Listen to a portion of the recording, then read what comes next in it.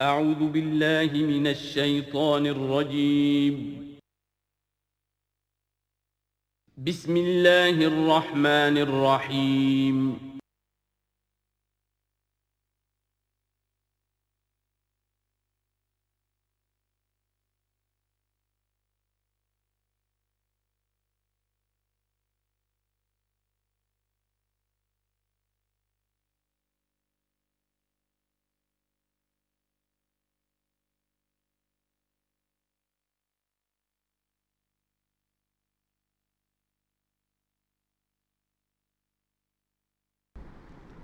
خواجہ از خون رگے مزدور سازد لال ناب، از جفائے دہ خدایاں کشت دہ کانا خراب، انقلاب ہے انقلاب۔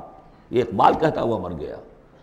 سرمایہ دار نے مزدور کے رگوں سے سرخ خون کشید کر کے شراب بنائی ہے جسے وہ شام کو بیٹھ کر پیتا ہے، اور زمیندار اور جاگیردار وہ کسانوں کی جو محنت کا اور خون پسینے کی کمائی اسے وہ عیش کرتے۔ انقلاب انقلاب، لیکن وہ 52 برس ہو گئے انقلاب تو نہیں آئے، وہی نظام۔ گویا کہ ہم نے اللہ سے ایک بدعہدی کی، اس بدعہدی کی سزا کیا ہے؟ نفاق ہم پر مسلط کر دیا گیا۔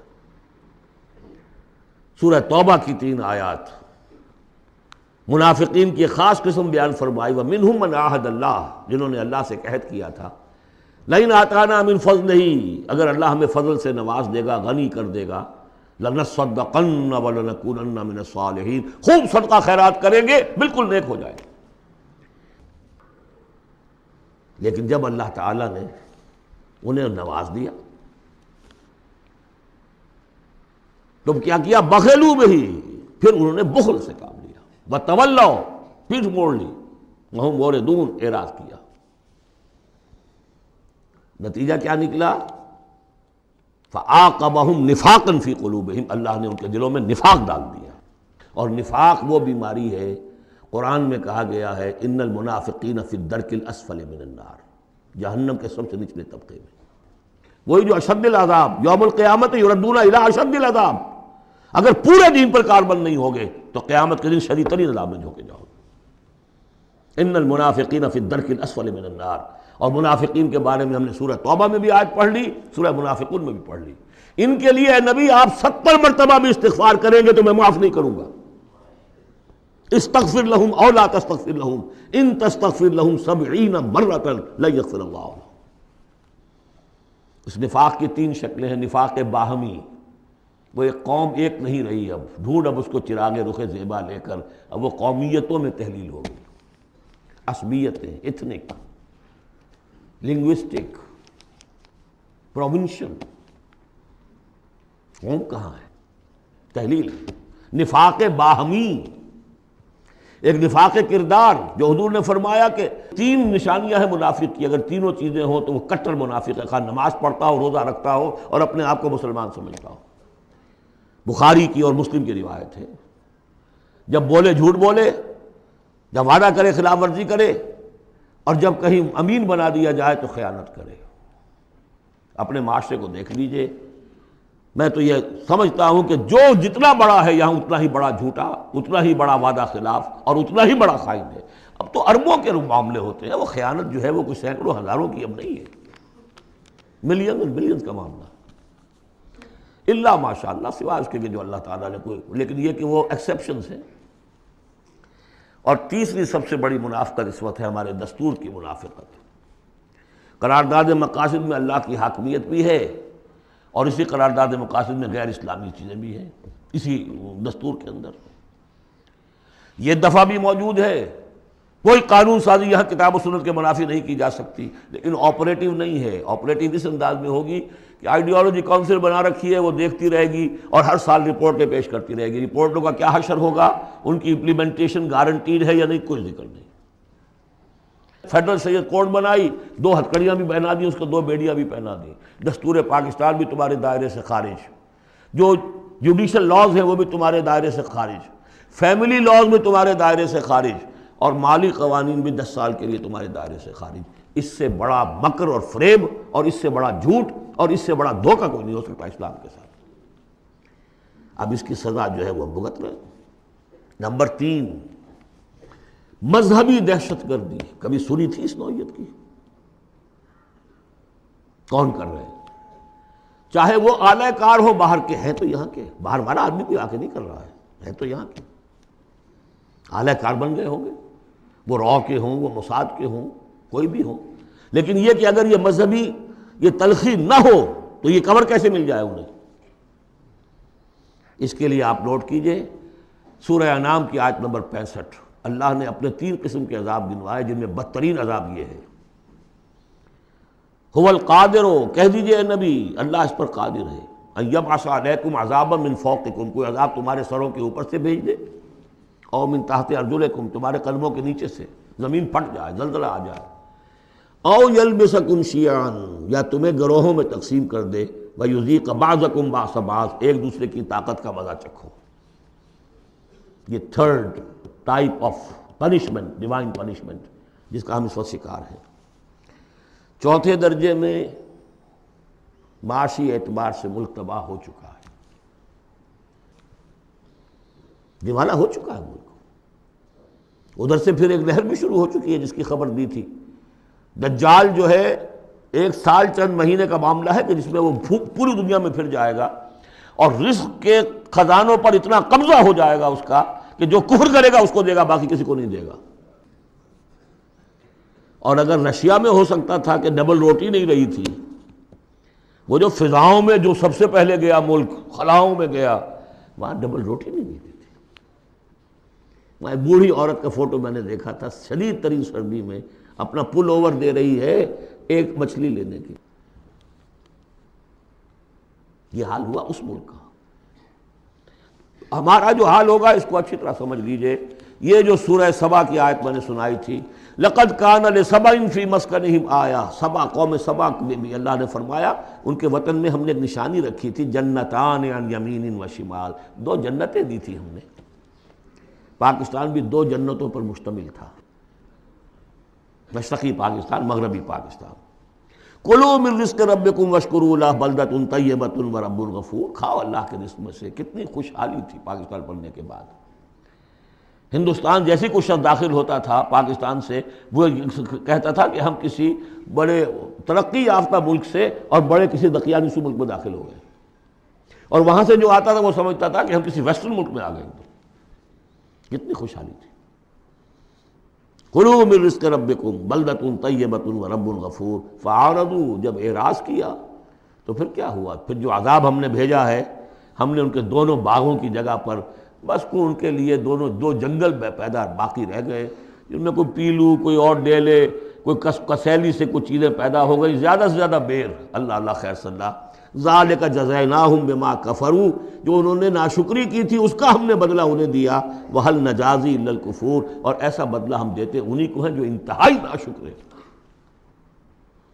بہرحال چونکہ اسی ملک کو جو قوم سبا تھی، اس کے بارے میں آخری جو الفاظ آئے ہیں قرآن میں، فَجَعَلْنَاهُمْ أَحَادِيثَ وَمَزَّقْنَاهُمْ كُلَّ مُمَزَّقٍ، ہم نے انہیں بس کہانیاں بنا دیا کہ کبھی ایک قوم ہوتی تھی، اس کی بڑی عظمت تھی، اس کا بڑا تلطنہ تھا اور دبدبہ تھا، اور ٹکڑے کر کر کے اس کو ختم کر دیا. اس صدی میں 2 عظیم مملکتیں، عظیم سلطنتیں نسیہ منسیہ ہو گئی. دی گریٹ آٹومان امپائر، پہلی جنگ عظیم کے بعد vanished from the map of the world. The great USSR، اب کبھی طالب علم ڈھونڈا کریں گے کہاں کہاں ہوتی تھی USSR. زمین رہتی ہے، نام بدل جاتے ہیں، آئیڈینٹی بدل جاتی ہے. یہ تو میں نے آپ کو بتایا ہے قرآن اور سنت کے مختلف حوالوں سے کہ اس وقت پاکستان کی خصوصی حیثیت کیا ہے. ایک چند پہلوؤں سے اور دیکھ لیجئے. یہ other side of the picture ہے. 400 سال کی تجدیدی مساعی ہمارے پشت پر ہے. 1000 سال تک سارے مجددین امت عالم عرب میں پیدا ہوئے. 11ویں صدی، 12ویں صدی، 13ویں صدی، 14ویں صدی تمام مجددین امت ہندوستان میں پیدا ہوئے. مجدد الفسانی شیخ احمد سرہندی، 12ویں صدی کے مجدد اعظم شاہ ولی اللہ دہلوی، 13ویں صدی کے مجدد اعظم سید احمد بریلوی، 14ویں صدی کے مجدد اعظم شیخ الہند مولانا محمود حسن اور عظیم اور شخصیات، علامہ اقبال، مولانا مودودی، مولانا الیاس، ایسی شخصیات پوری دنیا میں ان کے برابر کی شخصیات نہیں۔ یہ سارا ہمارے پیچھے ہے۔ یہ کیا ہے؟ یہ بار ہے ہم پر، ماضی کا ایک قرض ہے ہمارے کندھوں کے اوپر، ایک ذمہ داری ہے اسلاف کی طرف سے۔ پھر فکری اور روحانی اعتبار سے نوٹ کیجئے، ڈاکٹر شریعتی ایران کے اور مالک بن نبی الجزائر کے کھل کر لکھ چکے اپنی کتابوں میں کہ intellectual and spiritual centre of gravity of Islamic world of Islam has shifted to South Asia.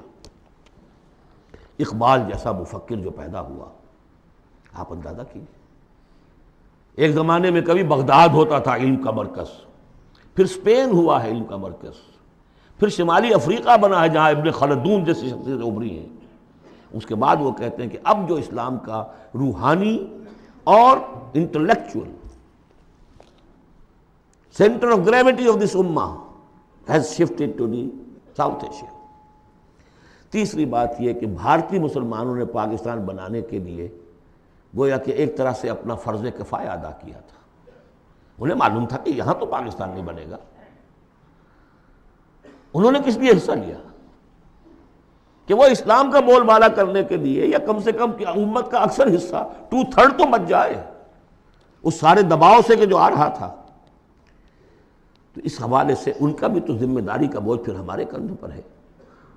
وہ جو جھیل رہے ہیں آج، معاشی طور پر وہ پست ہیں، ملازمتیں انہیں نہیں ملتی ہیں، تعلیم گاہوں میں ان کو داخلے نہیں ملتے ہیں، ان کی زبان ختم کر دی گئی ہے۔ اب ہندی زبان میں ظاہر بات ہے کہ اب تو پھر بھی وہ ایک نسل، لیکن 2 نسلیں تو بیت گئیں کہ جو اس تعلیم کی، اس زبان کی وجہ سے وہ پیچھے رہ گئی۔ یہ سب کچھ ہوا، کیوں جھیلا انہوں نے؟ یہ جو ہم پہ گزری سو گزری مگر شب ہجراں، ہمارے اشک تیری عاقبت سوار چلے، تو جو کچھ بیت رہی ہے ان پر، جبکہ انہیں یہ سننے پڑتے تھے نعرے، مسلمان کے 2 استھان، پاکستان یا قبرستان، نکلو یہاں سے، تم یہاں ہو یہاں پر۔ اب تیسرا اسپیکٹ میں آپ کو بتانا چاہتا ہوں، کچھ پیشین گوئیاں ہیں نبی اکرم صلی اللہ علیہ وسلم کی۔ ان پیشین گوئیوں میں اس خطے کا بھی ایک رول ہے، میں تفصیل میں نہیں جا سکتا۔ پیشین گوئی ایک یہ ہے جو قرآن اس سے بھی ثابت ہے، 3 مرتبہ فرمایا کہ رسول کو ہم نے بھیجا ہے دین کے غلبے کے لیے، اور 5 دفعہ فرمایا کہ بھیجا ہے تمام انسانوں کے لیے۔ تو رسولوں کا مقصد، رسول صلی اللہ علیہ وسلم کی بعثت کا مقصد پورا ہو ہی نہیں سکتا جب تک کہ پورے عالم اسلامی پر دین جو ہے قائم نہ ہو جائے۔ بقول اقبال کے وقت فرصت ہے کہاں، کام ابھی باقی ہے، نور توحید کا امام ابھی باقی ہے۔ لیکن حضور نے خبر دی ہوگا، دنیا کے خاتمے سے پہلے کل روئے ارضی پر نظام خلافت علی منہاج النبوہ قائم ہوگا، اور اس کے قائم ہونے میں خراسان کا علاقہ اور عرب کے مشرق کے ممالک جو ہے وہ رول پلے کریں گے۔ ظاہر بات ہے کہ اس علاقے میں آ کر افغانستان خراسان ہے، اور خراسان کا ایک حصہ پاکستان کا بھی کے اندر بھی شامل ہے۔ یہاں سے فوجیں جائیں گی، اور یہ جو یروشلم ہمارے ہاتھ سے نکلا اسے بازیافت جو ہے یہ کریں گی۔ عربوں میں تو دم نہیں ہے، پہلے بھی عربوں سے چھینا تھا کروسیڈرز نے، 1099 عیسوی میں چھینا ہے یروشلم، اور لاکھوں مسلمانوں کو قتل کیا ہے کروسیڈرز نے، اور اس کے بعد 88 برس تک وہ ان کے قبضے میں رہا۔ عرب واپس نہیں لے سکے، کون لینے والا تھا؟ کرد خون، صلاح الدین ایوبی۔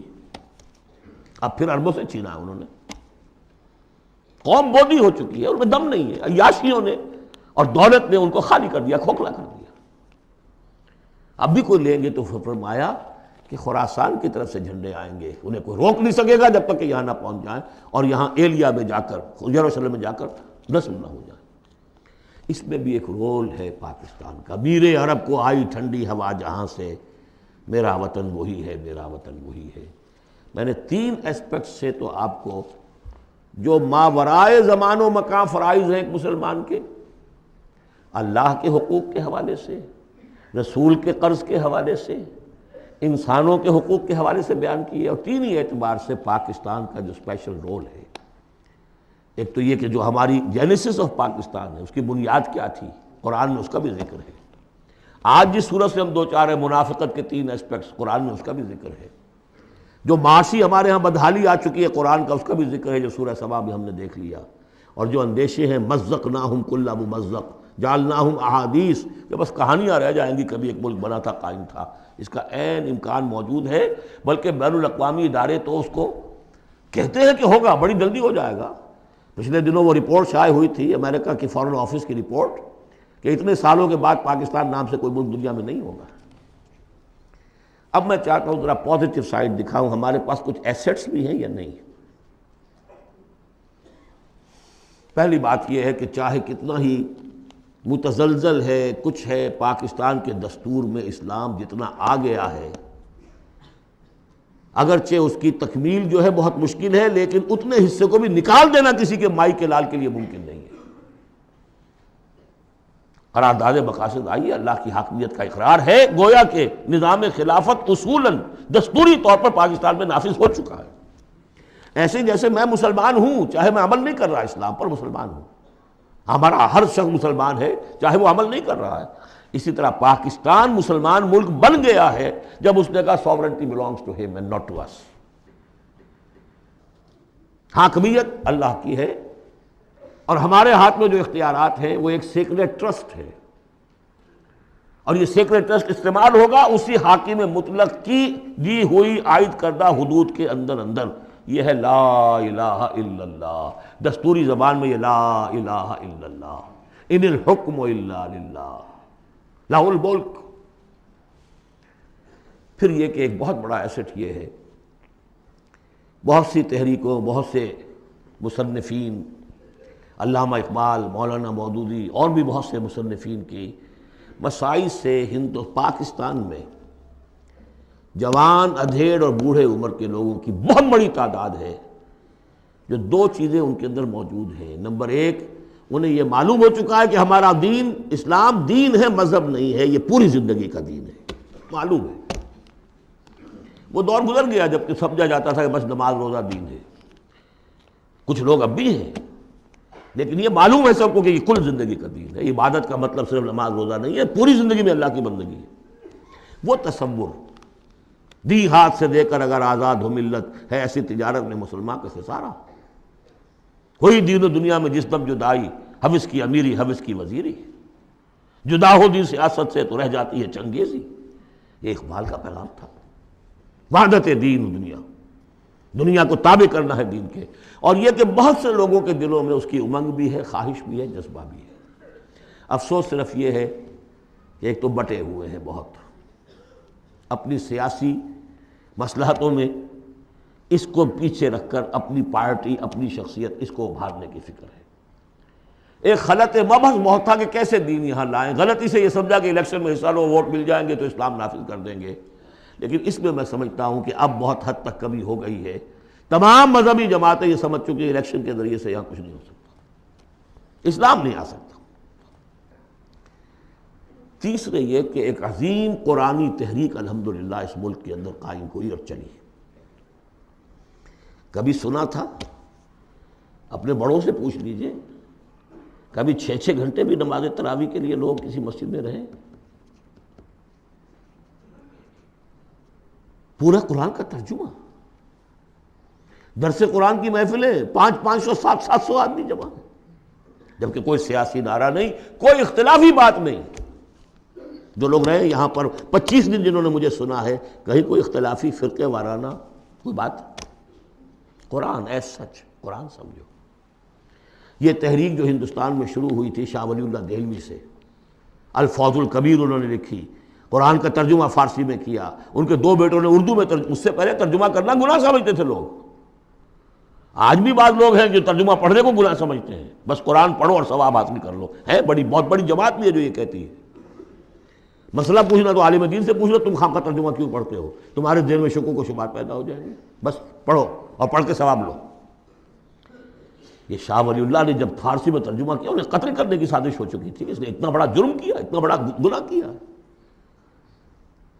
بلا لیے گئے تھے سرحد کے علاقے سے پٹھان قتل کرنے کے لیے، اور مسجد جو فتح پوری کی ہے دہلی کی، جو چاندنی چوک کے ایک سرے پر ہے، وہاں درس حدیث دیتے تھے عصر کے بعد، اور اس کے بعد وہ نکل رہے تھے مسجد میں، باہر وہ کھڑے ہوئے تھے قتل کرنے کے لیے، لیکن کچھ اللہ نے ایسی ہیبت ڈال دی اس وقت ان کے دل پر، کوئی ایسی ان کی شخصیت کا اثر پڑا، وہ حملہ نہیں کر سکے۔ بہرحال یہ تحریک شروع کی انہوں نے، قرآن کو ایک اوپن کتاب بنایا، کھلی کتاب، پڑھو اس کو، سمجھو اس کو۔ لیکن الحمدللہ اس کا اگر یہ ملک نہ بنتا تو شاید یہ تحریک ایسی آپ کو یہاں نظر نہ آ سکتی۔ مواقع ملے ہیں ہمیں، اللہ نے ہمیں سہولتیں دی ہیں۔ آپ کو معلوم ہے کتنے مہینے تک ہر ہفتے الہدیٰ کا پروگرام جو ہے پورے ملک میں، جو یوں سمجھیے کہ نیشنل حکم پر ایک ہی وقت میں، اور وہ ٹیلی کاسٹ ہوا۔ غلغلہ ایک پیدا ہو گیا تھا کہ نہیں اسلام کی قرآن مجید کا، اگرچہ یہ کہ بر وقت جو ہے اس ملک کے اندر جو مغربیت کے پرستار ہیں، جلدی انہیں ہوش آ گیا کہ یہ تو طوفان جو ہے ہمارے لیے مصیبت بن جائے گا، تو اس کے لیے جو بھی کیا وہ آپ کو معلوم ہے۔ مجھے اس سے کوئی غرض نہیں، ویڈیوز ہیں، آڈیوز ہیں، میری دعوت پھیل رہی ہے دنیا میں، جہاں چلے جائیے آپ، جہاں اردو پڑھنے والے، اور اب تو میں نے 3-4 سال سے انگریزی کی ٹانگ توڑنی شروع کر دی ہے۔ امریکہ جاتا ہوں تو انگریزی کا، اس لیے کہ پہلے میں یہاں تو گھبراتا ہوں انگریزی میں تقریر کرتے ہوئے، یہاں کے لوگ بڑے حساس ہوتے ہیں کہ ذرا یہ لفظ انہوں نے ٹھیک نہیں بولا، اب وہ مسکرائیں گے، ان کے اپنے اپنے ایکسنٹ ہیں، اپنا ہے، وہ کیا بول رہے ہوتے ہیں، اور ان کی توجہ ہوتی ہے سننے کے لیے یہ کہہ کیا رہے ہیں۔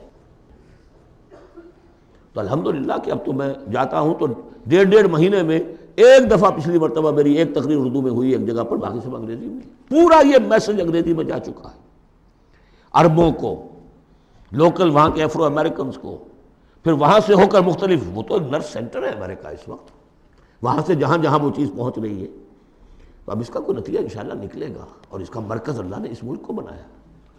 یہ ہمارے وہ ایسٹس ہیں کہ جو ہمارے پاس ہیں، ہمیں دیکھ لینا چاہیے ہمارے کچھ ہے بھی کہ نہیں۔ اب آئی ہے بات کہ عملی اقدامات کیا ہوں۔ اس شعور کو اجاگر کیا جائے کہ اللہ کے دین کو غالب کرنے کی جد و جہد فرض عین ہے، nobody is exempt۔ یہی میں نے آپ کے سامنے بیان کر دیا۔ اگر دین قائم نہیں ہے تو ہماری عبادت جزوی ہے، ایک حصے میں ہم عبادت کر رہے ہیں اللہ کی، باقی دوسری زندگی کے ہمارے پہلو جو ہے اللہ کی بغاوت پر مشتمل ہے۔ یہ کام فرض عین کے درجے میں ہے، اور اس کے لیے عقلاً اور نقلاً لازم ہے کہ کسی نہ کسی جماعت میں آدمی شریک ہو، اکیلا تو یہ کام نہیں کر سکتا۔ اس کے لیے جیسا کہ میں نے عرض کیا تھا، عقل عام بھی کہتی ہے انقلاب، نظام بدل دینا کسی ایک آدمی کے بس کا روگ ہے، ایک پارٹی چاہیے، حزب اللہ چاہیے۔ حضرت موسیٰ کی قوم نے کوڑا جواب دے دیا تھا تو معاملہ وہیں کا وہیں رک گیا۔ حضور کے ساتھیوں نے ایک جماعت کی شکل میں اپنا، جہاں حضور کا پسینہ گرا وہاں اپنی خون کی ندیاں بہا دی، اسلام قائم ہو گئی۔ پھر احادیث دیکھیے، علیکم بالجماعہ، لا اسلام الا بالجماعہ، اور سب سے بڑی حدیث انی آمرکم بخمس، اللہ اے مسلمانوں میں تمہیں 5 باتوں کا حکم دے کر جا رہا ہوں، اللہ امرنی بہن، مجھے اللہ نے ان کا حکم دیا ہے، بالجماعت والسمع والطاعت والہجرت والجہاد فی سبیل اللہ، جماعت کی زندگی ہو اور جماعت بھی سم و طاعت والی، listen and obey, strong discipline, اور یہ جماعت کیا کرے گی؟ ہجرت اور جہاد کرے گی۔ یہ حدیث جو ہے ذرا نوٹ کیجئے کس قدر اس میں ایمفیسس ہے، انی آمرکم بخمس اللہ امرنی بہن، میں تمہیں 5 باتوں کا حکم دے کر جا رہا ہوں، اللہ نے مجھے اس کا حکم دیا ہے۔ پھر اس جماعت کے خد و خال ہم نے پڑھے قرآن مجید میں، حزب اللہ سورہ مائدہ میں، فإن حزب اللہ هم الغالبون، حزب اللہ کے یہ اوصاف ہیں، حزب اللہ اللہ کی پارٹی۔ سورہ مجادلہ میں شیطان کی پارٹی، حزب الشیطان، اور اللہ کی پارٹی۔ اس جماعت میں ہر فرد کو ہونا چاہیے، البتہ اس کے لیے یہ نہیں کہ میں صرف اپنی جماعت کی بات کر رہا ہوں، کوئی جماعت ہو جو آپ کو سمجھے، آپ کی سمجھ میں آئے کہ یہ ٹھیک ہے، یہ دین کے لیے صحیح کام کر رہی ہے، اس میں شامل ہو، تاکہ کوئی شخص بھی اس سے محروم نہ ہو۔ جیسے حضور نے فرمایا بلغوا عنی ولو آیۃ، پہنچاؤ میری جانب سے، کہا ایک ہی آیت پہنچاؤ، میرا کوئی امتی بھی تبلیغ قرآن کے فریضے سے محروم نہ رہ جائے، اس لیے کہ پھر میرا امتی کیسے ہوا؟ میرا امتی ہے تو اسے تو قرآن پہنچانا ہے، ایک آیت پہنچاؤ۔ باقی جو لوگ اپنی زندگیاں وقف کر دیں، ان کے لیے کیا کہا ہے؟ خیرکم من تعلم القرآن وعلمہ، تم میں سے بہترین لوگ وہ ہیں جو قرآن سیکھیں اور سکھائیں۔ وہ اپنی زندگی وقف کر دیں۔ اس حوالے سے کسی بھی جماعت میں جس پر دل ٹھک جائے، اگرچہ اس کے 4 خصائص ضروری ہیں جو آپ کو تلاش کرنے چاہیے۔ نمبر 1، ڈکلیئرڈ ایم ہونا چاہیے اقامت دین، دین کا غلبہ، نتھنگ شارٹ آف دیٹ۔ کوئی جزوی بات، کوئی سماجی اصلاح، یہ سارے کام اچھے ہوتے ہیں، کوئی خدمت خلق کا کام بہت اچھی بات ہے، لیکن یہ کہ ہر شے کا اپنا ایک مقام ہے۔ جماعت ہونی چاہیے جس کا مقصود ہو اللہ کے دین کا غلبہ، اقامت دین کہہ لیں اسے، غلبہ دین کہہ لیں، نظام خلافت کا قیام کہہ لیں، حکومت الہیہ کا قیام کہہ لیں، لیکن ڈکلیئرڈ ایم ہونا چاہیے۔ ان اصطلاحات میں سے کوئی استعمال کر لیجیے۔ نمبر 2، وہ ڈسپلنڈ ہونی چاہیے، سمع و طاعت، آمرکم بخمس اللہ امرنی بہن بالجماعت والسمع والطاعت، ہجوم نہیں، منظم، ایک امیر سے ان کا عہد ہو اطاعت کا۔ نمبر 3، اسے اپنا طریقہ کار کلیئرلی اسپیل آؤٹ کرنا چاہیے کہ ہم کس نہج سے یہ کام کرنا چاہتے ہیں۔ ایسے ہی مبہم سے نعرے لگا کر اور لوگوں کو صرف وقتی جوش دلا کر تو یہ نہیں، معلوم ہونا چاہیے طریقہ کار کیا ہے، اور وہ طریقہ کار انہیں دکھانا چاہیے کہ یہ ہم نے سیرت النبی سے، اس لیے کہ ماڈل وہ ہیں ہمارے لیے، اس سے اخذ کیا ہے۔ اس کے لیے میں آپ کو حدیثیں اگر سناؤں، امام مالک رحمۃ اللہ علیہ کا قول سنا دوں پہلے، لن یصلح آخر هذه الامہ الا بما صلح به اولها، اس امت کے آخری حصے کی اصلاح نہیں ہو سکے گی مگر ٹھیک اسی طریقے پر جس میں پہلے حصے کی اصلاح ہوئی تھی۔ وہ سیرت النبی سے دیکھیے۔ اور چوتھی بات یہ ہے کہ اس کی قیادت کو ٹھوک بجا کر دیکھ لینا چاہیے جتنا بھی ممکن ہے۔ باقی یہ کہ آپ کسی کے دل میں نہیں اتر سکتے، لیکن دیکھ لینا چاہیے whether they practice what they say، ان کے گھریلو نظام کیسا ہے، انہوں نے اپنے گھر میں دین نافذ کیا، ان کی معاش کیا ہے، وہ ہے شریعت کے دائرے میں۔ 4 چیزیں تلاش کر کے، اور اس تلاش میں بھی جو وقت لگے گا وہ جہاد کے اندر شمار ہوگا، بشرطے کہ سیریسلی، یہ نہیں کہ کیجولی بس ایسے ہی اس کو سمجھا جائے کہ اب یہ میری ضرورت ہے، یہ میرا فرض ہے، ہو سکتا ہے مجھے کل موت آ جائے اور میں بغیر جماعت کے ہوں گا۔ اقامت دین کی جد و جہد فرض عین ہے، اور اس کے لیے نماز شرط لازم ہے، جیسے نماز کے لیے اس کے لیے جماعت شرط لازم ہے، جیسے کہ نماز کے لیے وضو شرط لازم ہے، وضو کے بغیر نماز نہیں ہوتی۔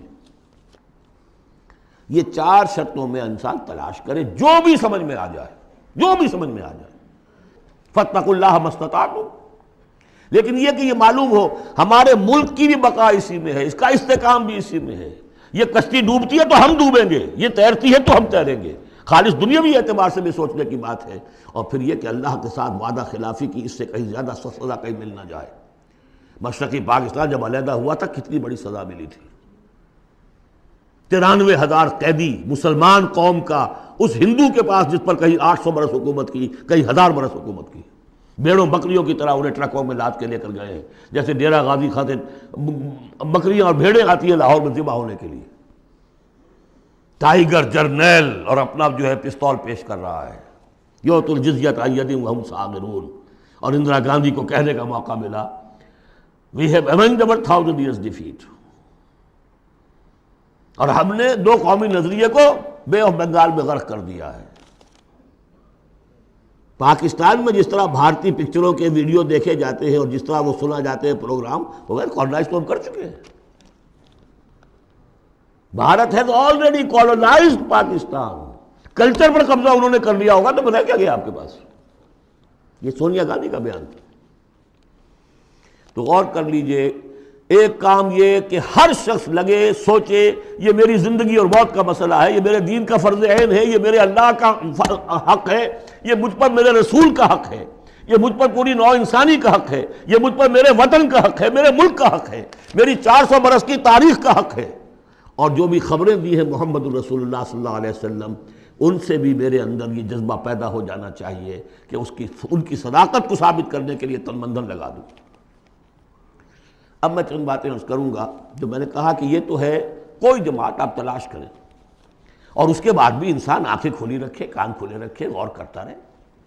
ہے جستجو کے خوب سے ہے خوب تر کہاں، آج شروع تو کر دینا، کسی میں شریک ہو جائے۔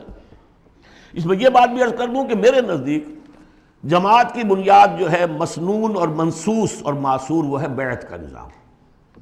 لیکن اگر بیعت کا نظام نہ بھی ہو اور وہ صرف دستوری جماعت ہو، وہ بھی مباح ہے، جماعت کے حق میں ہے، بشرطے کہ اس کا ڈسپلن مضبوط ہو۔ وہ چار آنے والی ممبری والی جماعتیں سیاسی جماعتیں ہوتی ہیں، وہ جماعت جس کا ڈسپلن ہو، جس کا اخلاقی ایک معیار ہو۔ اب میں ذرا چند باتیں آپ سے عرض کر دوں۔ 65 سے میں نے اپنے مشن کا آغاز کیا تھا۔ پہلا میرا کام تھا دعوت رجوع القرآن کا، جو آج تک چل رہا ہے۔ ایسا نہیں ہوا ہے کہ میں نے کوئی قدم اگلا ہٹایا ہو تو اس کام کو چھوڑ دیا ہو۔ اس ضمن میں چاہوں گا کہ جو حضرات بھی جاننا چاہیں کہ اس میں کیا کچھ ہوا ہے، کس طور سے ہوا ہے، اس کا صغرا کبرا کیا ہے، اس کا پس منظر کیا ہے، اس کا ریشنلے کیا ہے، وہ میری ایک کتاب ہے دعوت رجوع القرآن کا منظر اور پس منظر۔ یہ کتاب مطالعہ کریں جن صاحب کو بھی میرے کام کے اس پہلی شق سے کوئی دلچسپی ہے۔ اس کے ضمن میں آپ نے سن لیا ہے، یہاں پر بھی خواتین کے پروگرام بھی ہو رہے ہیں، 1 ایئر کورس بھی شروع ہو رہا ہے، لاہور میں تو مسلسل ہو رہا ہے، امریکہ سے آ کے لوگ وہاں پر شریک ہو رہے ہیں اور 1 ایئر کورس کر کر کے نوجوان جا رہے ہیں۔ الحمدللہ کہ وہاں پر ہمارا جو ہے اب انشاءاللہ کوئی اکیڈمی وہاں پر بھی شروع ہو جائے گی۔ یہ ہو رہا ہے امریکہ کے اندر۔ دوسرا کام جو میں نے کیا الحمدللہ اللہ کے فضل و کرم سے، ایک مختصر لیکن منظم جماعت تنظیم بیعت کی بنیاد، ایک مردہ سنت کو زندہ کیا آپ نے۔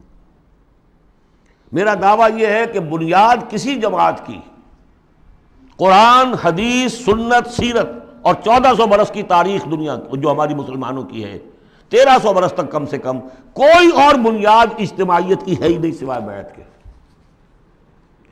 حضور نے کی بیعت، آؤ بیعت کرو میرے ہاتھ پر، آؤ مرنے کی بیعت کرو، یا پھر وہ بیعت جو عقبہ ثانیہ میں لی گئی تھی، بایعنا رسول اللہ صلی اللہ علیہ وسلم علی السمع والطاعۃ فی العسر والیسر والمنشط والمکرہ، بڑی طویل حدیث ہے، وہ میں بعد میں آپ کو بتاؤں گا بھی۔ ہم نے اسی کو اخذ کیا ہے، اختیار کیا ہے، تنظیم اسلامی میں شمولیت کے لیے جو بیعت ہے وہیں سے لی ہے۔ بہرحال ہم نے اس پر ایک جماعت مرتب کر دی ہے، ڈھانچہ بنا دیا ہے، نظام العمل بنا دیا اس کا۔ یہ نہیں ہے کہ بیعت کا مطلب یہ کہ اب آپ کو کچھ کہنے کا حق ہی نہیں، لا حول ولا قوت۔ حضور سے لوگ اختلاف کر لیتے تھے، حضور نے فرمایا تھا غزوہ بدر میں کہ کیمپ یہاں لگا دو، لگا دیا گیا۔ پھر کچھ لوگوں نے کہا کہ حضور اگر تو یہ وحی سے ہے تو ٹھیک ہے، سر آنکھوں پر، اگر آپ کی ذاتی رائے تو اجازت ہو تو ہم کچھ عرض کریں۔ فرمایا ہاں کہو، کہ ہمارا جو تجربہ ہے جنگی تجربہ، اس کی روح سے وہاں پر کیمپ ہو تو اچھا۔ فرمایا اٹھاؤ، اکھاڑو کیمپ یہاں سے لگا دو۔ تو مشورہ، شاورہم فی الامر، ان سے مشورہ کرتے رہا کیجئے۔ قرآن مجید میں حضور کو حکم ہے، مشورہ بھی ہو سکتا ہے، اختلاف رائے بھی ہو سکتی ہے، ذاتی تنقید بھی کیجئے۔ ہمارے ہاں تنظیم اسلامی کے اندر سالانہ ایک اجتماع وہ ہوتا ہے جس میں جو شخص چاہے آئے اور مجھ پر ذاتی تنقید کرے۔ باقی شورا کا نظام اپنی جگہ پر ہے جو الیکٹڈ ہوتے ہیں لوگ۔ تو ایک یہ کہ اس اصول پر ایک جماعت بنا دینا جو صرف پیری مریدی کا دھندا رہ گیا تھا، اسی لیے پہلے لوگ بڑے ہنسے، یہ بیعت پر جماعت۔ لیکن یہ کہ اب وہ جماعت ہے الحمدللہ، اب وہ ایک اوپن انسٹیٹیوشن ہے، اور اس کو ہم نے اس کا پورا نظام العمل بنا دیا ہے۔ اس میں اختلاف کی گنجائش ہے، اس میں اس طرح مشورہ ہوگا، اس طرح بات ہوگی، اور اس کے لیے 10 کتابچے ہیں چھوٹے چھوٹے، 50-50 60-60 صفحے کے۔ تنظیم کی بنیادی دعوت کو سمجھنے کے لیے وہ 10 کتابچے اس وقت یہاں نہیں ہوں گے، لیکن جس کا بھی ارادہ ہو جائے کہ سمجھنی ہے بات، اب جہاں اور جماعتوں کو دیکھنا ہے اس کو بھی دیکھنا ہے، یہ بھی ایک جماعت ہے۔ میں یہ نہیں کہتا یہی ایک جماعت ہے، جو بھی قافلے ہیں دیکھیے، سب کو دیکھیے، لیکن اگر تنظیم کو سمجھنا ہے تو 10 کتابچے چھوٹے چھوٹے۔ عزم تنظیم، تنظیم اسلامی کا تاریخی پس منظر، تعارف تنظیم، نظام العمل، میرا ذاتی حساب کتاب کہ میں نے دنیا میں کتنی جائیداد بنائی ہے، کب شروع کیا تھا تو اس کے بعد سے میری روٹی کہاں سے چلی ہے، اب کیا صورتحال ہے، ایک ایک پیسے کا حساب دے دیا۔ وہ میرا حساب کم و بیش کے نام سے وہ پمفلٹ موجود ہے۔ یہ ساری چیزیں جو ہے جن لوگوں کو اب سیریسلی بات کو سمجھ میں آ گئی ہو، سمجھ میں آئے کہ یہ میرا فرض ہے، عام رسپانسبل، مجھے اللہ کی بندگی کرنی ہے جس کے لیے یہ کام لازم ہے، مجھے محمد صلی اللہ علیہ وسلم کا قرض ادا کرنا جس کے لیے لازم ہے، مجھے اس ملک کا حق ادا کرنا جس کے لیے یہ لازم ہے۔ یہ اگر آپ کو اپنے فرض کا احساس ہو جائے گا تو آپ تلاش کریں گے، جو تلاش کرے گا وہ پائے گا، جو اندہ یا بندہ۔ باقی میرا ایک ماضی بھی ہے، وہ ماضی یہ کہ میں جماعت اسلامی میں رہا ہوں 10 برس تحریک کے ساتھ، جماعت میں 3 برس اور 7 برس جمعیت طلبہ میں۔ جمعیت طلبہ میں ناظم اعلیٰ بھی رہا ہوں آل پاکستان، جبکہ یہ مشرقی اور مغربی پاکستان دونوں ایک ہی ملک تھے، اور جماعت اسلامی میں میں ایک ضلعی تنظیم کا امیر رہا ہوں، ضلع منگمری کا۔ بہرحال یہ نوٹ کر لیجئے کہ وہ میرا ماضی ہے، اس سے مجھے اختلاف ہوا تو کیوں ہوا تھا، اس پر میری پوری کتاب موجود ہے۔ کوئی بدنیتی کا الزام میں نے مولانا مودودی پر نہیں لگایا، لیکن یہ کہ اختلاف ہوا تھا کہ الیکشن کے ذریعے سے بات سامنے آ چکی ہے، ہماری یہ ساری ایکسرسائز فیوٹیلیٹی ہے، ہمیں انقلابی طریقہ کار اختیار کرنا چاہیے۔ وہ کتاب تحریک جماعت اسلامی ایک تحقیقی مطالعہ جو میں نے 25 برس کی عمر میں لکھی تھی، اور جماعت کا رکن تھا اس وقت تک، میں نکل کر نہیں لکھی ہے میں نے، وہ تو جس کو نوٹ آف ڈسینٹ ہوتا ہے، پارٹی ورکر ہے، ممبر ہے، اور وہ ڈس اولیژن ہو گیا کسی وجہ سے، اختلاف ہو گیا ہے تو اپنی رائے ظاہر کرتا ہے نا، وہ میں نے پیش کی تھی۔ وہ کتاب بھی موجود ہے، لیکن اس کے بعد جس طریقے سے اس کی مس ہینڈلنگ ہوئی اس سارے اختلاف کی، اور پھر بڑے بڑے لوگ مولانا امین حسن اصلاحی صاحب، عبدالغفار حسن صاحب، عبدالجبار غازی صاحب، عبدالرحیم اشرف صاحب، کراچی کے شیخ سلطان صاحب، شیخ جمیل الرحمان صاحب، اور بہت سے، مولانا افتخار بلخی صاحب، یہ سب لوگ جو جماعت سے علیحدہ ہوئے، یہ حادثہ کیوں ہوا، اس پر بھی پھر میری ایک کتاب ہے، تاریخ جماعت اسلامی کا ایک گم شدہ باب۔ جنہیں میرے اس ماضی کو دیکھنا ہو، کچھ شکوک و شبہات تو میرے بارے میں بڑے پروپیگنڈے کر دیے گئے ہیں، اور جس کی وجہ سے حجابات سے قائم ہو چکے ہیں، لیکن اس کو دیکھنا، اسٹڈی کریں، معلوم کر لیں، دودھ کا دودھ پانی کا پانی علیحدہ ہو جائے۔ تیسرا کام جو الحمدللہ میں اللہ کا بڑا فضل و کرم اپنے اوپر مانتے ہوئے اس کا تذکرہ کر رہا ہوں، اسے کسی درجے میں بھی کوئی خود ستائی نہ سمجھیے، بلکہ آج ہی جو آپ نے آیت پڑھی ہے فَأَمَّا بِنِعْمَتِ رَبِّكَ فَحَدِّثْ، جو بھی نعمتیں ہوئی ہوں ان کا تذکرہ کیا کرو۔ الحمدللہ کہ منہج انقلاب نبوی کے اوپر ہر اعتبار سے اس کو بالکل واضح کر کے، اور اس سے ہم نے ایک پروسیس اخذ کیا ہے۔ میں آپ سب سے کہوں گا اس کا مطالعہ کیجئے، سمجھ میں نہ آئے پھینک دیجئے اٹھا کر، کسی جگہ پر اختلاف ہو تو مجھ سے کیجئے بات۔ منہج انقلاب نبوی کتاب بھی ہے، کیسٹس بھی ہے، آڈیوز بھی ہے، ویڈیوز بھی ہیں۔ چوتھے درجے میں ہم نے تحریک خلافت شروع کی تھی، سن 91 میں میں نے یہی کراچی سے شروع کی، پھر اس کے بعد یہی کراچی میں خالق دینہ ہال میں نے 4 دن لیکچر دیے خلافت کے موضوع پر، اور اس کے بعد اگرچہ پروگرام یہ تھا کہ اسے ایک عوامی موومنٹ چلایا جائے، لیکن ابھی فی الحال ہم نے محسوس کیا کہ لوگ کچھ ہلنے کے لیے تیار نہیں ہیں۔ وہ ضرور دستخط کر دیتے ہیں، فارم پر کر دیتے ہیں، 2000 کا جلسہ ہے، 200 فارم ہمیں مل گئے، لیکن اس کے بعد ان کو ڈھونڈیے تو ملیں گے نہیں۔ لہٰذا وہ ہم نے صرف یہ رکھا ہے، محدود کر دیا ہے کہ جو بیعت نہ کرنا چاہیں ابھی اور تنظیم اسلامی میں شامل ہونا چاہیں تو وہ معاون تحریک خلافت ہو جائے۔ اور ایک ہم نے تحریک خلافت ایک بنائی ہے رجسٹرڈ باڈی، تاکہ خلافت سے متعلق جو بھی مواد ہے وہ لوگوں کو پہنچایا جائے۔ ماڈرن حالات میں ماڈرن سٹیٹ ہو، خلافت اصولی طور پر کیا تھی، اور خلافت حضور کے دور میں کیا تھی، اور خلافت اب کیا ہوگی، اس کو سمجھنا ہے دلیل کے ساتھ۔ اس کے لیے پیسہ چاہیے، اس کے لیے تعاون چاہیے، وہ کتابیں پھیلیں، چھپیں۔ اس حوالے سے یہ 4 شق ہیں میرے کام کے جو میں نے آپ کے سامنے رکھ دیے۔ تھوڑی سی بات اور کر دوں، میرا تعلق کن سے ہے۔ دعوت رجوع القرآن میں نے اپنے فکر کے، اپنی سوچ کے 4 سورسز معین کیے ہیں۔ اولین فکر جو ہے، میرے فکر پر جو بھی اثر پڑا ہے وہ علامہ اقبال کی ملی شاعری کا ہے، اور ہائیسٹ بھی اسی کا اثر ہے ان کا فلسافیکل تھاٹ جو لیکچرز میں ہے، reconstruction of religious thought in Islam. اس کے بعد مولانا مودودی کا تحریکی فکر، تحریک۔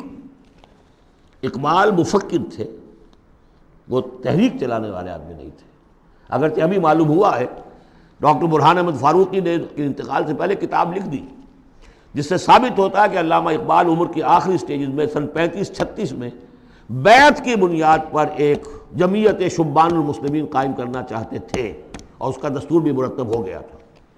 وہ ڈاکٹر برہان احمد فاروقی کی کتاب، اس کی تلخیص کر کے ہم نے شائع کر دیا علامہ اقبال کی آخری خواہش، اس میں خط و کتابت ہے، وہ ساری کی ساری چیزیں جو ریکارڈ میں موجود ہیں۔ لیکن بہرحال انہوں نے اپنی زندگی میں یہ کام شروع کر نہیں سکے۔ یہ کام مولانا مودودی نے شروع کیا، تحریک اٹھائی، جماعت بنائی۔ لیکن مولانا مودودی سے پہلے میرے نزدیک ابوالکلام بھی تھے۔ انہوں نے حزب اللہ بنائی تھی 1913 میں، اور وہ بیعت کی بنیاد پر تھی۔ اس حوالے سے یہ میرا ایک پس منظر ہے۔ اور 3 اعتبارات سے پھر میں اپنا رشتہ جوڑتا ہوں شیخ الہند سے، وہ نوٹ کر لیجیے اچھی طرح۔ ایک تو یہ کہ شیخ الہند کا جو ترجمہ، اس پر جو تفسیری حواشی لکھے شبیر احمد عثمانی صاحب نے، یہ میرے لیے قرآن فہمی کا بہت بڑا سورس ہے۔ تفہیم القرآن بھی، تدبر قرآن بھی، لیکن تفہیم القرآن میں بھی ایک چیز جو ہے وہ تشنا ہے، اس میں دین میں تصوف کی جو چاشنی ہے، باطنی کیفیات، وہ اس میں نہیں آ رہی ہے۔ تحریکی ہے، زبردست تحریکی انداز ہے، تحریک میں وہاں سے لیتا ہوں، لیکن ایک اسلاف کے ساتھ جڑنا اور ایک یہ کہ دین کا یہ باطنی روحانی جو اس پہلو ہے، یہ میں ان شیخین سے لیتا ہوں، شیخ الاسلام شبیر احمد عثمانی اور ان کے استاد شیخ الہند مولانا محمود حسن۔ پھر ابوالکلام کو شیخ الہند نے تجویز کیا تھا 1920 میں کہ اس کے ہاتھ پر بیعت کرو اور اسے امام الہند مانو، اور مولانا مودودی بھی الجمیت کے اندر انہوں نے اپنی صحافت کا آغاز کیا تھا اسی وقت جس زمانے میں کہ شیخ الہند اس کے صدر تھے۔ یہ سارے حقائق جو اس وقت بالکل نگاہوں سے چھپے ہوئے ہیں، یہ میری ایک کتاب ہے جماعت شیخ الہند اور تنظیم اسلامی، اس میں تفصیل کے ساتھ موجود ہے۔ یہ میں صرف اس لیے بتا رہا ہوں کہ جس کو بھی ان 25-26 دنوں کے اندر کوئی بھی تعلق خاطر قائم ہوا ہو، جو سیریسلی سوچنے کو تیار ہو، وہ ان چیزوں کا مطالعہ کرے۔ اب آخری بات ہے، من انصاری اللہ، کون ہے میرا مددگار اللہ کی راہ میں؟ اس مدد کی کیا کیا شکلیں ہو سکتی ہیں؟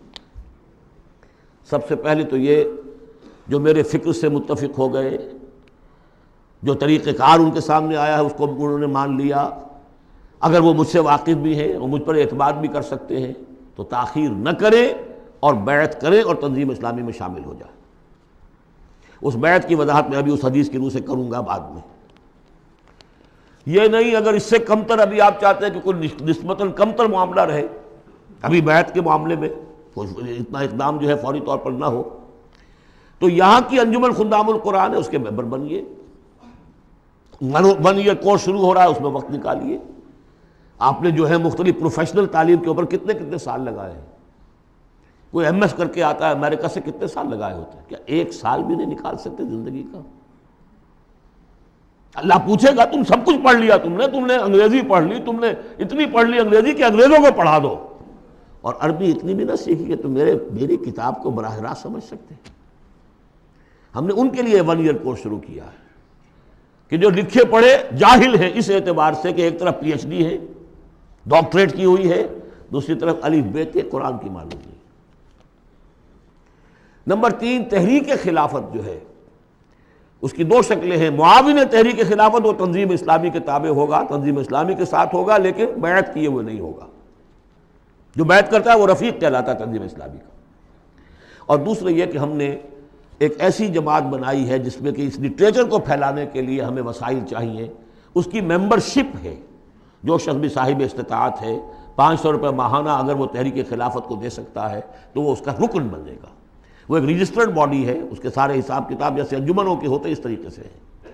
یہ 4 شکلیں ہیں کہ جس میں آپ میرے ساتھ تعاون کر سکتے ہیں، شریک ہو سکتے ہیں، درجے وار میں نے وہ ساری باتیں آپ کے سامنے رکھ دی۔ اب آخر میں آپ کو بتاتا ہوں کہ جو بیعت ہوتی ہے ہماری، اس کے 3 جز ہیں۔ پہلا جز وہ ہے کہ جو ہر شخص کرتا ہی ہے مسلمان، صرف بیعت کے وقت اسے شعوری طور پر تازے کرنا ہے۔ اشہد ان لا الہ الا اللہ وحدہ لا شریک لہ واشہد ان محمدا عبدہ ورسولہ صلی اللہ علیہ وسلم۔ اسی پر تو ہماری دین کی بنیاد قائم ہے۔ لیکن تازہ کرنا کہ آج میں پھر شعوری طور پر گواہی دے رہا ہوں اللہ کے سوا کوئی معبود نہیں، وہ تنہا ہے، اس کا کوئی شریک نہیں، اور محمد اس کے بندے اور رسول ہے۔ نمبر 2، استغفر اللہ ربی من کل ذنب، میں استغفار کرتا ہوں اللہ سے اپنے تمام گناہوں کا، اے اللہ اب تک جو کچھ ہوا معاف فرما دے۔ اور نمبر 3، وَأَتُوبُ إِلَيْهِ تَوْبَةً نَصُوحًا، اور پروردگار میں تیری جناب میں توبہ کرتا ہوں خلوص دل کے ساتھ۔ یا ایھا الذین آمنوا توبوا الی اللہ توبۃ نصوحا۔ پہلا حصہ یہ ہے دوسرا حصہ انی اعاہد اللہ، میں اللہ سے عہد کرتا ہوں. یہ اللہ سے عہد ہے، بیع و شراء اللہ کے درمیان اور بندے کے درمیان ہے. ان اللہ اشتری من المؤمنین انفسهم واموالهم بان لهم الجنہ، جنت اس کے پاس ہے، وہ آپ کو دے گا. آپ سے وہ جان اور مال مانگ رہا ہے. وہ بیع کیا ہے؟ انی اعاہد اللہ، میں اللہ سے عہد کرتا ہوں ان اہجر کل ما یکرہہ، ہر اس چیز کو چھوڑ دوں گا جو اسے پسند نہیں ہے. وَأُجَاهِدَ فِي سَبِيلِهِ جُهْدَ اسْتِطَاعَتِي، اور اپنی مقدور بھر اس کی راہ میں جہاد کروں گا. اس کے معنی کیا ہے؟ انفق مالی وابذل نفسی، اپنا مال بھی خرچ کروں گا، جان بھی، وقت بھی صرف کروں گا. لِإِقَامَتِ دِينِهِ وَإِعْلَاءِ كَلِمَتِهِ، اس کے دین کو قائم کرنے کے لیے اور اس کے کلمے کی سربلندی کے لیے. اب تیسرا حصہ آیا، وَلِأَجْلِ ذَلِكَ، اس مقصد کے لیے أُبَايِعُكَ، میں آپ سے بیعت کرتا ہوں. یہاں سے اب وہ حدیث شروع ہو رہی ہے، أُبَايِعُكَ عَلَى السَّمْعِ وَالطَّاعَةِ، لیکن یہ کہ اس میں ایک لفظ کا اضافہ کیا، فی المعروف، آپ کا ہر حکم سنوں گا اور مانوں گا بشرطے کہ شریعت کے خلاف نہ ہو، within the parameters of sharia. حضور سے جو بیعت کی تھی اس میں یہ الفاظ نہیں تھے، سمع و طاعہ، اس لیے کہ حضور غلط حکم دے ہی نہیں سکتے، معصوم تھے، جو حکم دیں گے مانیں گے. بایعنا رسول اللہ صلی اللہ علیہ وسلم علی السمع والطاعہ، بس ہم نے اس میں اضافہ کیا علی السمع والطاعۃ فی المعروف، شریعت کے دائرے کے اندر فی العسر والیسر. اگر یہ شریعت کے دائرے کے اندر ہے تو چاہے مشکل ہے اور چاہے آسان مانیں گے.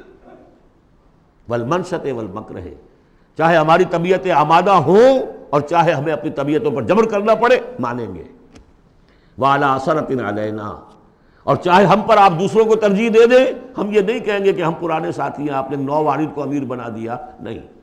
اٹس یور پریروگیٹو، یہ آپ کا اختیار ہے، جس کو چاہیں آپ بنائیں، ہم پر کسی کو ترجیح دے دیں. دیکھیے کس طرح باریک بینی سے جماعتی زندگی میں فتنے اٹھنے کے دروازے جو ہے سب ایک ایک کر کے حضور نے بند کیے. وَعَلَىٰ اللَّهِ نُنَازِلُ الْأَمْرَ أَهْلَهُ، اور جنہیں آپ امیر بنا دیں گے ان سے جھگڑیں گے نہیں، ان سے بھی تعاون کریں گے، ان کی اطاعت کریں گے. حضور نے فرمایا من اطاعنی فقد اطاع اللہ ومن عصانی فقد عصی اللہ، جس نے میری اطاعت کی اس نے اللہ کی اطاعت کی، اور جس نے میری نافرمانی کی اس نے اللہ کی نافرمانی کی. ومن اطاع امیری فقد اطاعنی ومن عصا امیری فقد عصانی، جس نے میرے مقرر کردہ امیر کی اطاعت کی اس نے میری اطاعت کی، اور جس نے میرے معین کردہ امیر کی مخالفت کی یا اس کی نافرمانی کی اس نے میری نافرمانی کی. اور آخری بات، وَعَلَىٰ أَن نَّقُولَ بِالْحَقِّ أَيْنَمَا كُنَّا لَا نَخَافُ فِي اللَّهِ لَوْمَةَ لَائِمٍ، ہم جہاں کہیں بھی ہوں گے حق بات ضرور کہیں گے، مشورہ دیں گے، صحیح دیں گے. اب اپنی بات جو ہے ودہولڈ نہیں کریں گے، اپنے اوپینینز کو روکیں گے نہیں، حق بات کہیں گے، اپنی بات کہہ کر پھر ہم فارغ ہوں گے. اس کے بعد یہ کہ جو فیصلہ امیر کا ہوگا اس کے مطابق اطاعت ہوگی. یہ بیعت ہے. اور اب آخر میں نے جو آیتیں شروع میں پڑھی تھی، درمیانی آیت کا ترجمہ تو میں نے کر دیا تھا، اس سے پہلے کی دو آیتیں اور اس کے بعد کی دو آیتوں کا ترجمہ اور سن لیجئے. یہ پکار جو آج آپ کے سامنے آئی ہے اس کے اس حوالے سے سنیے. یا ایھا الذین آمنوا استجیبوا للہ وللرسول اذا دعاکم لما یحییکم، اہل ایمان لبیک کہو اللہ اور اس کے رسول کی پکار پر جبکہ وہ تمہیں پکاریں جس چیز کے کہ تمہیں زندگی ملے گی. بظاہر موت نظر آتی ہے غزوہ بدر سے پہلے، لیکن اس سے زندگی مل رہی ہے. وَاعْلَمُوا أَنَّ اللَّهَ يَحُولُ بَيْنَ الْمَرْءِ وَقَلْبِهِ، اور اگر حق کے واضح ہو جانے کے بعد انسان اسے قبول نہ کرے تو ایک وقت آتا ہے اللہ حائل ہو جاتا ہے بندے کے اس کے دل کے درمیان، وَأَنَّهُ إِلَيْهِ تُحْشَرُونَ، اور پھر اسی کی طرف تم جمع کر دیے جاؤ گے. وَاتَّقُوا فِتْنَةً لَا تُصِيبَنَّ الَّذِينَ ظَلَمُوا مِنكُمْ خَاصَّةً، اور ڈرو اس عذاب سے، اس فتنے سے جب آئے گا تو صرف گناہگاروں کو لپیٹ میں نہیں لے گا، گندم کے ساتھ بھس نہیں پسے گا، گل بھی پسے گا. وَاعْلَمُوا أَنَّ اللَّهَ شَدِيدُ الْعِقَابِ، اور جان لو اللہ سزا دینے میں بہت سخت ہے. پھر وہ آیت آئی تھی وَاذْكُرُوا، ذرا یاد کرو، إِذْ أَنْتُمْ قَلِيلٌ مُسْتَضْعَفُونَ فِي الْأَرْضِ تَخَافُونَ أَنْ يَتَخَطَّفَكُمُ النَّاسُ فَآوَاكُمْ وَأَيَّدَكُمْ بِنَصْرِهِ وَرَزَقَكُمْ مِنَ الطَّيِّبَاتِ لَعَلَّكُمْ تَشْكُرُونَ. اور اس کے بعد کی دو آیات، یا ایھا الذین آمنوا لا تخونوا اللہ والرسول، اللہ اور اس کے رسول سے خیانت مت کرو، جو وعدہ کیا ہے سمعنا وَأَطَعْنَا اس کو پورا کرو. وَتَخُونُوا أَمَانَاتِكُمْ، اپنی امانتوں کے اندر بھی خیانت نہ کرو. اور جان لیجئے ہمارے پاس یہ پاکستان سلطنت خدا داد سب سے بڑی امانت ہے اس وقت. وَاعْلَمُوا أَنَّمَا أَمْوَالُكُمْ وَأَوْلَادُكُمْ فِتْنَةٌ، اور جان لو تمہیں یہی ڈر ہے، اولاد اور مال صرف یہی روکتے ہیں، یہی بیڑیاں پڑی ہیں۔ وَاعْلَمُوا أَنَّمَا أَمْوَالُكُمْ وَأَوْلَادُكُمْ فِتْنَةٌ، جان لو کہ تمہارے اموال اور اولاد تمہارے لیے فتنہ ہے۔ وَأَنَّ اللَّهَ عِندَهُ أَجْرٌ عَظِيمٌ، اور یقیناً اللہ ہی کے پاس اجر عظیم ہے۔ بارک اللہ لی ولکم فی القرآن العظیم ونفعنی وإیاکم بالآیات والذکر الحکیم۔